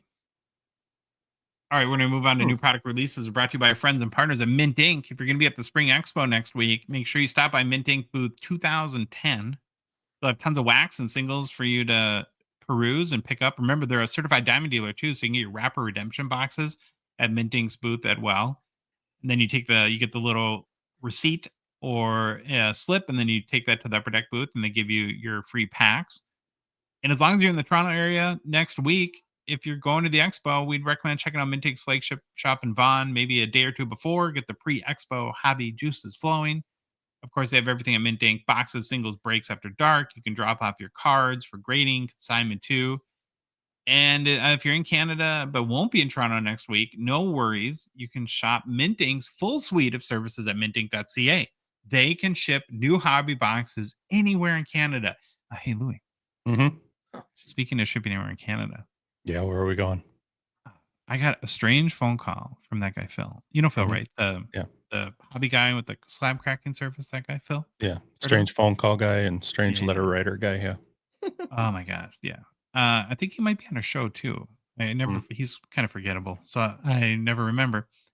Anyways, apparently Phil's been spending too much money on hockey cards lately. I have. Like he's having some restraint issues, and he's gotten himself into a little bit of, I guess, what they call like a hobby hole. Ooh. No, that's not true. He owes a couple of outfits some serious scratch, and I think it's getting a little scary for him. He got in too deep with the wrong crowd, and I think the EPAC community might hurt him. He's terrified. I wouldn't mess with that community. No. Now, at one point, we switched to FaceTime, and I mean, I'm telling you, he's scared. His lip was quivering. It was like shaky. Like there was an earthquake on the bottom of half of his mouth going on. It was crazy. And, the juice is running, and he can't cover the debt. So it turns out he might need to relocate for a bit. And, I'm on the lam. Yeah, on the lam a little bit. And he found this remote location in Canada, get off the grid, as the kids say. And, let the situation cool down. So there's a quaint little bed and breakfast in Trout River, Newfoundland. Oh. It has good internet for the show, at least. Yeah. But he was really worried, though, that while he's there, in Hobby Spender's relocation program, that he won't be able to get hobby boxes when the new releases come out, because I guess in Trout River, there's no local card shop. Oh. And, I just think he was so scared he wasn't thinking straight. And once I just said, Phil, Mint Ink got you. You can order your boxes. Remember, they have good internet in Toronto River at mintink.ca. The Canadian postal worker that Phil insists doesn't exist will deliver them directly to your bed and breakfast. You can let the situation cool down, let it blow over, maybe do some side work, pay off your debt, and everything will be good. I was worried about it. But, thank God Mint Ink ships anywhere in Canada. Get your hobby box at mintink.ca. E-Pack Mafia coming after me, eh? Ben Barry and his pack of goons. You're gonna break your knees, bro. Yeah, well, They don't mess around. them, yeah, they could, but I would. I don't know. Fighting doesn't scare me. Bring it on. Well, 24-25 SPX been out for just over a week now. Like we like to do, we'll do products. We're going to check in on some early sales today, see what's resonating, if anything, on the secondary markets. But before we get into the nitty gritty, what's your prediction, boys? Do you think that cards are flying off the shelves, the eBay shelves, or lots of activity and auctions, etc., or I'd say boxes are being sold, but I don't think a lot of singles are being bought. Mm. Total shot in the dark, gut feeling. Okay. What about you, Louis? I don't know. I like this set this year, so I still think boxes are going. I'm not seeing a whole bunch of good stuff out there to snatch up right now, but okay. Well, let's see what's happening. We're going to take a look at the 5 highest selling cards to date, along with each's top sale, and of course, any sale made by eBay has been verified as paid for in Terapeak, and there have been sales that have not been verified as paid for, so they did not make the list. Coming in at number 5. Matvei Michkov rookie holograms. These are very nice looking cards. So for $227 USD on April 9th. Like that there. I like those. One of the number 4 is one of the 1996-97 buyback autos of Doug Gilmour. So for $250 US. Good for the buyer. I'm happy this card sold for that. Good for you.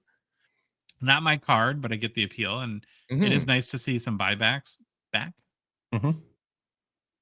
Number 3 is a Macklin Celebrini rookie hologram sold for $363 US on April 14th. Question: Can we go? Go back to the other card. So that's a buyback, but there's no number on it. Oh, there is a number, right? Yeah, there's a number there. I see it. Yeah, on the sticker. It's handwritten.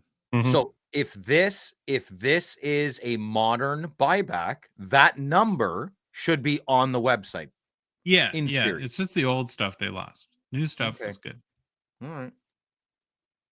Number 2 is the Alexander Ovechkin Salute Gold Auto out of 24, sold for $494 US via eBay April 14th. Much more reasonable. I mean, the card's kind of ugly, let's be honest, but it's a much more reasonable price for a hockey card with a signature from a superstar. It's nice to see an Obi auto under $500. You know, it's a terribly ugly card in this picture. Yeah, but I think it would look amazing in hand. It was I think it's a lot darker. I think the camera on this one. Yeah, I think it's got depth to it. I don't get the genie bottle. Like it's a light bulb. It looks like a fancy bathroom light bulb. Yeah, that's what it looks like. At grandma's house, you know. Number 1, Macklin Celebrini rookie red auto out of 25 sticker auto. Sold for $600 US on April 13th by eBay. I'd rather the Ovi. Yeah, weird how they like mix and match stickers and hard signed autos. Yeah, on this one too. So I don't know. It feels a little light, doesn't it? Like, it does. But I think that might, is that a good thing? I mean, I'm sure Upper Deck doesn't think it's a good thing, but maybe it's more of a collector insert set. I don't know. Time will tell. That's what I was going to say too. I still would buy a box, and because the cards are cool. So not if Allure's cheap. Sorry. I'll go back to this really quick and look, because does it look like it could be? I don't know. That's a pretty fancy glass. I don't know, because Salute glasses, they make those too. So the auto's great. That's a very nice Ovi auto. Very big auto. Yeah, big loop-de-loop, nice and wider than normal. You never see that. You never see that with the auto on one, like a vertical card with the auto on one half and the player on the other half. Yeah, it almost makes me think he paid someone to sign that for him. He never signs where he's supposed to and nicely. It's a great card, even without the. I'd like this card better without the auto on it. Me too. Yeah. All Allure autos are. I know this is SPX, but every single card in Allure that has an autograph on is just hideous, I find. Okay. Back to hobby tiers now. Oh nice. Hobby tiers. So it's time for round 3 or T3 of our Hobby Tiers project. We're attempting to put all players, past and present, into their respective hobby tiers. It only gets harder the further we go. So far we made it through tier 2, and now this is where S gets real, Louis. Tier 3. Mm-hmm. Before we dig into tier, you already crapped the bed, buddy. Stop. So let's do a quick tier 1 and tier 2 recap. So in tier 1, we had Gretzky, McDavid, Gordie Howe, Bobby Orr, Alexander Ovechkin, and Sidney Crosby. Then in tier 2, we put Super Mario Lemieux, Maurice Rocket Richard, AM34, George Vezina, and Bobby Hull. So now we're getting down to brass tacks with T3. And oh, by the way, these are in no particular order. This is just a glimpse in how my brain works, which is I know, Phil, you have a need for order, and don't freak out. There's 10 total players in tier 3. Give that away a little bit.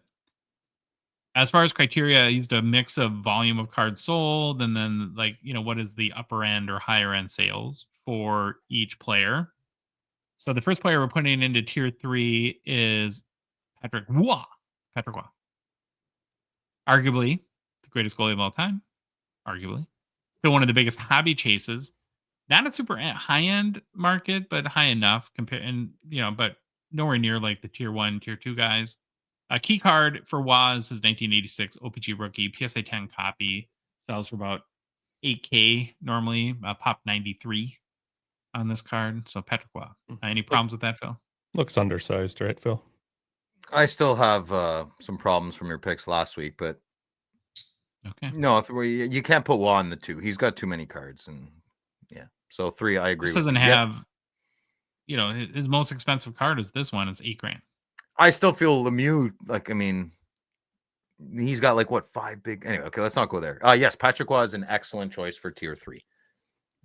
Okay, thank you. You're welcome. And then don't call him Guy Lafleur. Get in trouble. In the comments, you see that? Some guy was not happy. What? Someone got upset? Oh yeah. Oh, stop. We're having fun. Yeah, we're disrespecting Guy Lafleur. Oh, stop it. It's so silly. Right. Just 560 career goals, 5-time Stanley Cup champion. His 1971 O-Pee-Chee rookie is one of the most iconic cards in all the hockey hobby. PSA 10, there's just 6 copies, and last sold for $27,000 US. And so I thought that merited. Wow, 27 large, eh? Woo, that's a lot of money. Treatment for Guy. A lot of money for a Guy Lafleur. Yeah. Lafleur. There's just so many of those cards, but what's the pop count on it again? On the PSA 6. 10? Oh, Jesus. Yeah. Wow. Tough. Yeah, tough, okay. tough. That's worth every penny then, I guess. Well, we had no goalies in the first 2 tiers, but now we have our second in tier 3. I'm going with Ken Dryden as the another name you could throw in there for greatest attendee ever. 6-time Stanley Cup champion, 5-time Vezina Trophy winner, and another 1971, the other iconic card in that set. This is sold for as much as $22,000 US. So let's take Lafleur and Dryden here. Without their rookie cards, would they even be in tier 7? It's an unfair comparison, in my opinion, because I've had to think through this. So I'm glad you asked the question, because there weren't. It's kind of like, I would say, how somebody made the comment of you have to compare players within their era. They had one option, and there weren't inserts, there weren't parallels, there weren't patch autos when they played. And so, it was a different hobby back then. Okay. But because you can get any other you can get most Ken Dryden cards for pennies on the dollar. 100%. Okay. But very few cards sell for $22,000 either. Fair, I get it. No, you explained that very well. Good points. Mm-hmm. But I'm glad you asked the question, because it is, like I said, it's just a totally different era. It's almost impossible to compare to today. So you just got to do the best you can. Okay, so we're on the goalie train. We're just going to keep that rolling. The last goalie of tier 3 is Jacques Plante. Sorry, no, we'll get to the you catch how he said the last goalie. Now we got a problem. Well, we'll fight later. So Plante was a 7-time Vezina Trophy winner, 6-time Stanley Cup champion, and again, not a lot of cards, but his 1955 Parkas rookie is one of the most iconic cards in the hobby. It is maybe the most difficult post-war card to find in a high grade. Like, I don't think there may be one PSA 9. There's no PSA 10s. It's because that red border is typically pretty messed up down there where his name is. This card is sold for as much as 24,000 US in a PSA 8. Wow.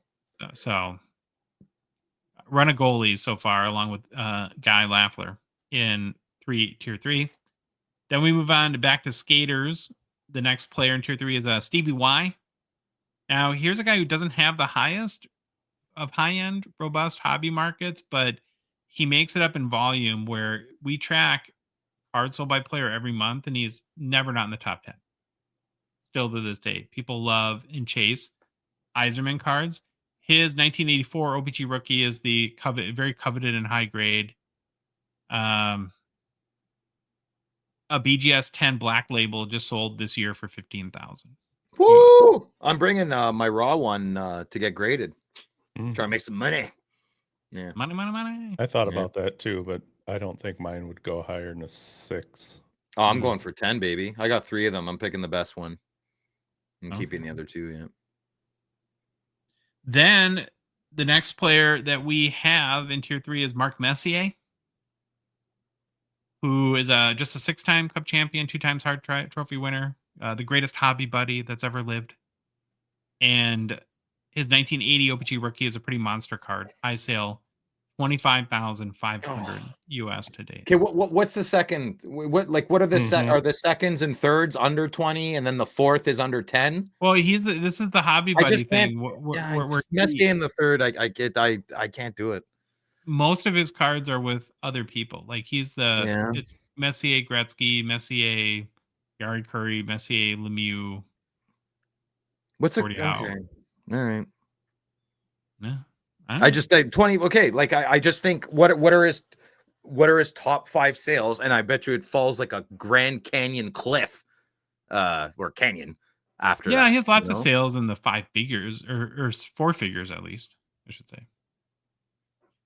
The next player, probably the least deserving from a hockey perspective, but maybe the most deserving in tier 3 from a hobby perspective. It's Connor Bedard. Oh wow. There's the curveball there, buddy. Probably the biggest prospect ever regards to a rookie chase out of the gate in the NHL. Already the most PSA 10 graded copies of any card of all time is his Young Guns. Both his pre-NHL cards and rookie cards have gone for huge money routinely. Over the past 3 years, he's been one of the biggest hobby chases in all the hobby, in the top 5 every single month. And already 27 sales of his cards over $10,000 US. Yeah, that's crazy. Crazy. Right. High sale to date is his 2023 Retro Gold PMG sold for 40,000 US this past December.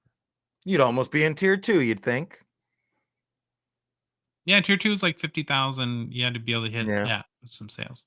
Now we're going to move on to Mike Bossy, who maybe is the NHL's biggest what could have been, had his career not been cut short due to injury.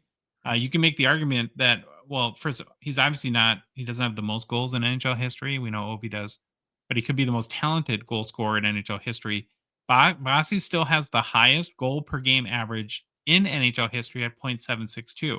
So what that translates to is he scored 573 goals in 752 games. That's so crazy. Listen, all the old farts listening, message the show or leave a comment. How was he to watch playing? Was he like dynamic or just really in the right place at the right time, right? Like I've seen Gretzky play tons of times. Yeah, it was a treat. It was beautiful, but he didn't like dominate the way I've seen other players dominate it, if that makes any sense, I guess. Did Mark Bossy like slither on the ice and just like glide the goals in, or was he wasn't a big guy, but how did he play? I've always wondered what his style was. Yeah, I don't know how Mark played. Mike was pretty good. Mike was, but Mike was okay. Whatever. I got a Mark on my staff. I've been saying it all day. Right. Now we're chugging our way. Now here's another current player, Baby Bobby Orr, Cale Makar.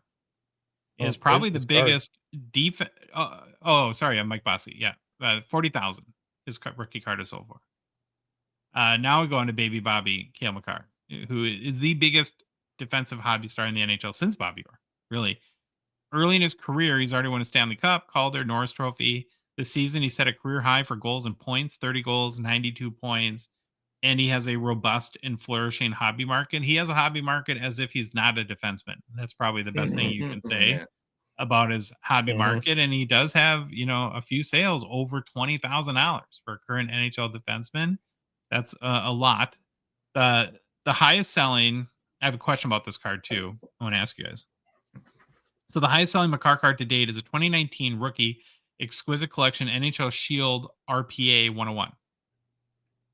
BGS 7.5, sold for $22,800 US in April 2022. Now we know that was during the hobby boom of the pandemic. So again, $22,800. Would this sell for more or less today? Less. I think more. I think less.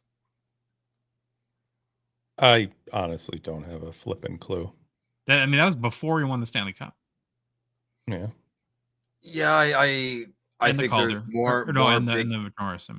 I think there's more big ticket cards out since then, and I don't. Okay. I could very easily be wrong on that one. That one's most people would vote more. But you can make the argument is literally his top card, right? The exquisite Cup NHL Shield RPA 101. Yeah, that's a good point. That you could argue that. Yeah.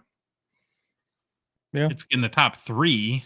No, well, of course, if it's not the top card, it's the second. I'm just saying the price point is that's gargantuan, I don't know, man. Well, somebody spent $40,000 on a Bedard. Yeah, no, you're right. Yeah, yours probably way more. I don't know. Trying to give humanity the benefit of the doubt. And then one more. So the last player, you want to guess, Phil? I've been trying to guess. I've been wrong on most of the ones you picked. Can I delete? No. Then I cannot add. Okay. Why wouldn't Jean Beliveau? Who's the final player to make our... I'm going to guess that. Well, I don't know. You're right. I shouldn't. He was only able to win the Cup 10 times. So... Yeah. Well, I don't know, man. Your tier criteria is a little kittywampus. So... How is it kittywampus though? Okay, hold on. What should before you give me credit? I don't even know what kittywampus means. So okay. I just wanted to say it. I think you can make. He's the one you can maybe make the argument should be in tier 2, right? He's had his 1953 Parker's rookie sell for as high as $60,000. Not arguing Beliveau. Yeah. So and Guy Lafleur, Patrick Waugh. No.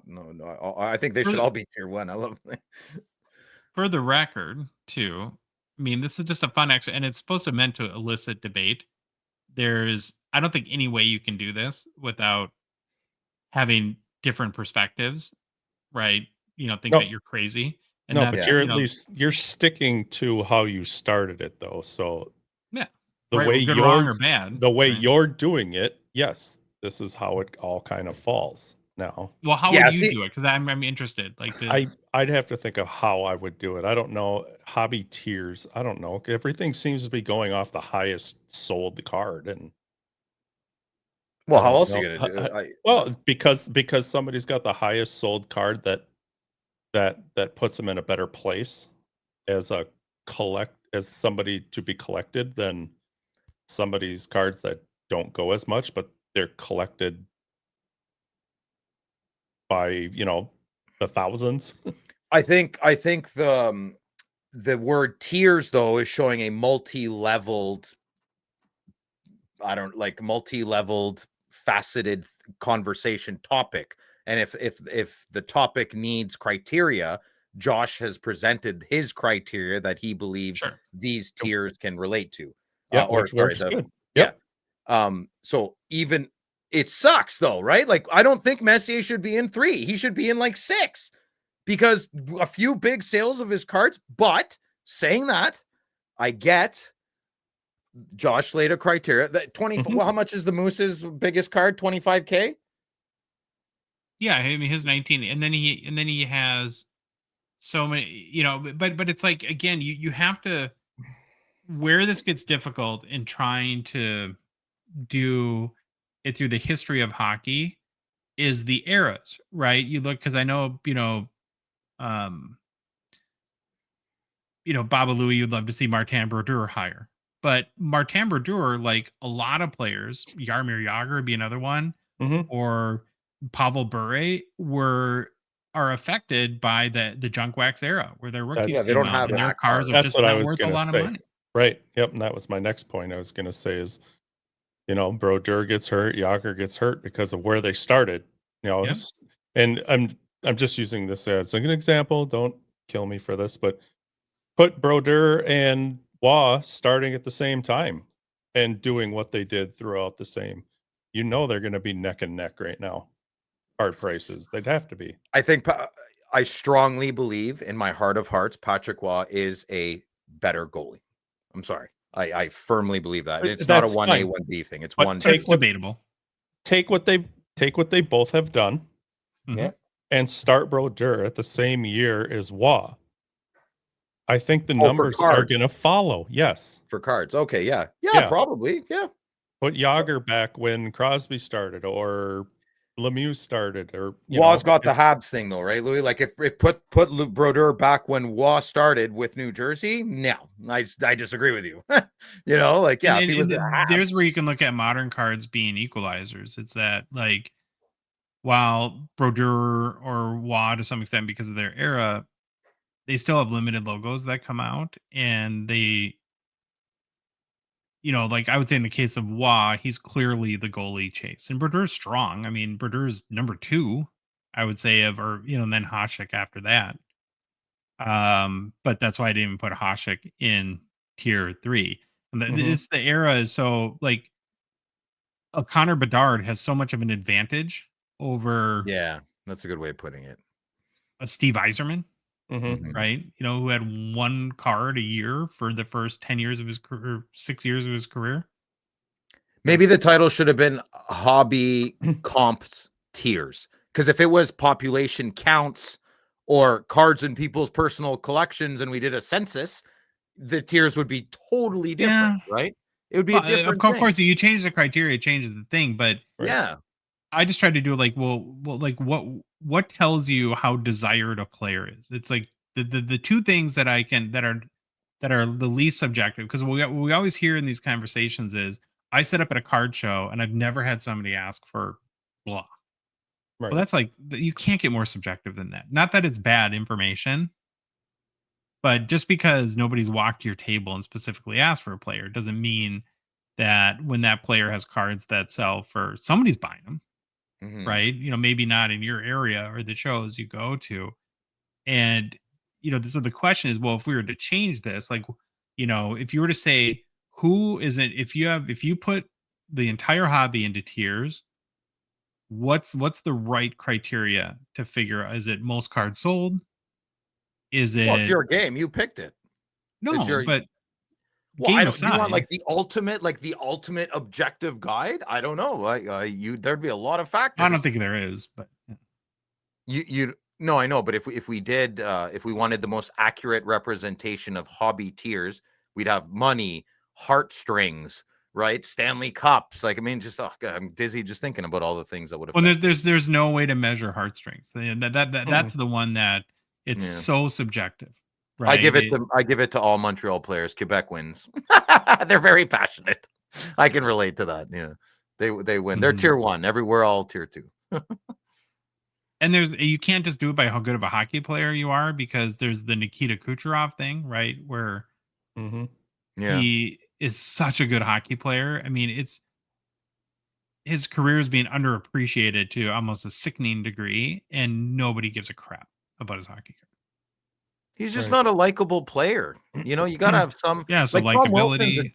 Tom Wilson's a jerk, and I mean, actually he's probably a really nice guy, but he's a jerk on the ice, and he plays on the edge and everything. There's something alluring about Tom Wilson. I know he doesn't have a big hobby market, but he's an alluring person to collect. I have a small but mighty Tom Wilson. Same with Marchand, right? Like he's got a decent hobby market, and he's a turd burglar, right? There's something very unlikable about Kucherov. I don't know. I don't know what it is, but it's, as a fellow human, other humans can probably, like, I don't know, there's something just off about that guy. I really believe that's why he doesn't have a great market at all. Mind you, neither does Jake Gensel. Like he's out there in Tampa. So I don't know. Well, and the reality of like doing tiers like this is I'm almost kind of even dreading going on, because when you do an exercise, no matter what your criteria, let's say Phil, you made your list, or Louis, you made your list. Yeah. The tier 1 is kind of the easiest, right? Because that's the cream of the crop, right? It's the guys that are head and shoulders above. Like, you're not going to argue that, Mike Bossy is ahead of Wayne Gretzky. No, right? Maybe you should stop Is, top 3, top 4. Like, yeah. What are you going to do top 4? Who are you going to put? Yeah, as you get into like 4 and 5, it's such a big pool of players, and the distinctions are a lot. They're not as dramatic. I'm totally fine with the way you're doing this. It makes sense the way you're doing it, and it's spot on. No, Brodeur probably won't see tier 4 in this configuration, because I don't think he's got a $4,000 sale. Yeah. Be honest with you. Which is fine by me. Tough feat. It's very admirable. Do a top 5, Josh, and then see how much hair you lost. And yeah, we'll see how much further we go. So, right. But again, the whole point is debate. It's not me proving I'm right. I mean, there's it's to debate and learn and get comments, right? It's like, would love to hear how what their criteria would be. Right? You know who I blame? I blame the buyers of the $25,000 rookie card. Yeah, I blame them. Like, yeah. But you're gonna have a bias if you're not a vintage collector too, right? You're not gonna get the appeal of. We're not all in on one type of card. We're not. Listen, us, all three of us. We're not. None of us are all in on one type of card. We like. But we're also not vintage collectors. Like, we don't have. Not really. No, not really. I don't even know. The oldest card I have is probably just my Gretzky rookie. I mean, I have some other crappy like 72s and 75s. But are you gonna seriously look for Frank Patrick in Toronto? No, not this one. No. Okay, not on your radar. No, no, I don't think so. I want a pretty decent copy, and I at the start of my business season is not the time to be spending that kind of money. Fair point. Yeah. Okay. Well, I still think that it. fun. Are we done? Yeah, personal pickups. You got anything, Phil? Oh, wow. Or are you a loser? Yeah, I did. I sorry, I didn't mail it, Louis. I didn't send you a picture. Can you put me on the main screen? I guess no. So. You don't have to. You can if you want. What is it? It's really cool. It's cheesy, but it's cool. It's I can't get it out now. I put it in a penny sleeve. It's a Wayne Gretzky. Oh yeah. Is that the gold? Yeah, it's gold plated. Mm-hmm. It's great. Look at that. It's an air card though, because he doesn't have the goals record. Oh, got it. Oh. But anyways, it's hard. Listen. Wow. Yeah, it's awesome. I probably shouldn't have done that last one. That's okay. It's fine. It's fine. So that's my pickup. It's $100. Huh. Oh, okay. Cool. Baba Louie. Nothing. What? What? No. Look at Kobe shocked. Kobe's not real. Take the batteries out. Mm-hmm. I have not. No, I haven't done anything since the last show. Believe it or not. All right. Well, you've had a lot going on. I have. So I've got two things. One, I didn't send to Louis. Phil. So first of all, I did get a 2012 OV O-Pee-Chee black rainbow foil out of 100. Nice. I like the card. Cool card. Nice card. And then I haven't showed you this yet, Phil, but I also picked up this card. All right. Let's wrap it up. Thank you for watching. Louis, is that what we say? Yeah, I got. Never mind. We'll wait till next show. All right. Okay. All right. Let's go. That's it, boys. Thank you very much. I had a lot of fun. If you liked the episode, please leave a rating, review on Apple, Spotify, whatever podcast app you listen to us on. If you love the show, you want to support us, you want to chat with us on the Hockey Cards Gongshow Discord server. Just had somebody support us right now, actually like 2 minutes ago. Hopefully they're in Patreon and Discord already. It's very easy to do. You can Go to our website, hockeycardsgongshow.com. Click on the Become a Patron link. Go in the description. Podcast. Oh, Phil, you're close. Close up, Phil. Let's see your nose hairs. I'm trying to cover and Upper Deck Instagram, TikTok, you know where to go. We're on social media. Instagram, Facebook, TikTok, Twitter, and YouTube. And boys, the Hockey Cards Gong Show podcast is a production of Dialbox Ventures LLC. Have an awesome weekend. Enjoy the start of the playoffs. Yeah. Baba Louie, you know what to do. Bye. Yo, it's the Gong Show. We're dropping the facts. Hockey cards on fire. No holding us back. Josh looking sharp, the face of the scene. Feeling pork chop pants, rocking it clean. Baba Louie in the booth, he's the man with the plan. The best producer in all the land. Gong Show Nation, let's hit the flow. It's the Hockey Cards Gong Show. Let's go, let's go. Wanna say it on show.